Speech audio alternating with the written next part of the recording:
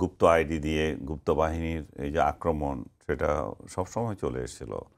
কিন্তু ইলেকশনকে কেন্দ্র করে বা ৫ আগস্টের পরে বলবো বিশেষ করে এটা এমন পর্যায়ে হয়েছে, এটা মহামারী আকার ধারণ করেছে। এবং এই মহামারীর প্রধান আরেকটা কারণ হচ্ছে ৫ আগস্টের আগে আপনি যখন এই ধরনের ঘটনা ঘটতো, প্রধানমন্ত্রীকে বা অন্য কাউকে বা ব্যক্তি পর্যায়ে আমাকে গালি দিল, এগুলোর জন্য আমরা আদালতে যেতে পারতাম।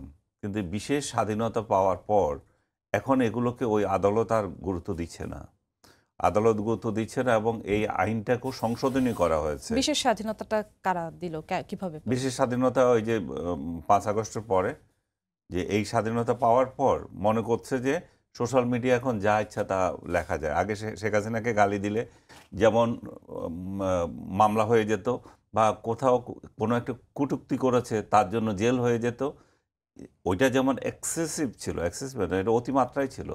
এবং ওই আইনের মানে ওই আইনের বদলতে সাংবাদিক সহ নানা পেশার মানুষকে আপনার নির্যাতন করা হয়েছে।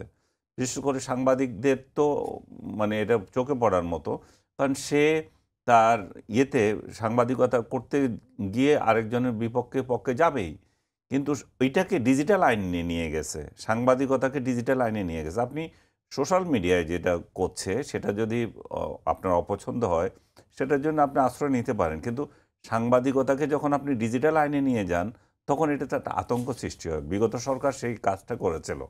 এই আতঙ্কের কারণে অনেক জায়গায় সাফারার হয়েছে এবং এই আইনটার অপব্যবহার হয়েছে। কিন্তু এই ৫ আগস্টের পরে এই আইনটা বিলুপ্ত প্রায়। এখন আমার বিরুদ্ধে প্রায় ব্যাপারটা এমন যে আইন আছে, আইনের ব্যবহারটা ঠিকভাবে হচ্ছে না। এবং এটাকে এখন যেভাবে তৈরি করা হয়েছে এটা দাঁত ভেঙে দিয়ে করা হয়েছে। তাতে করে আমার রিসেন্ট অভিজ্ঞতাতে বলি, আমি একটা মামলা উকিলকে বললাম যে কিছু সোশ্যাল মিডিয়া আমার বিরুদ্ধে কিছু ইয়ের জন্য, তো ও বললো যে ভাই আমি তো ঠিক আছে দিচ্ছি, কিন্তু গ্রেপ্তারি পরোয়ানা জারি হবে না। তো ওইটা কোন মাসে হবে কি হবে এটার কোনো পাত্তা নাই। বললো যে নতুন আইনের কারণে এটার কোনো অকার্যকর অবস্থা। তো আপনি এটা মামলা করলো কি না করলো কি এমন কিছু হচ্ছে না এখানে।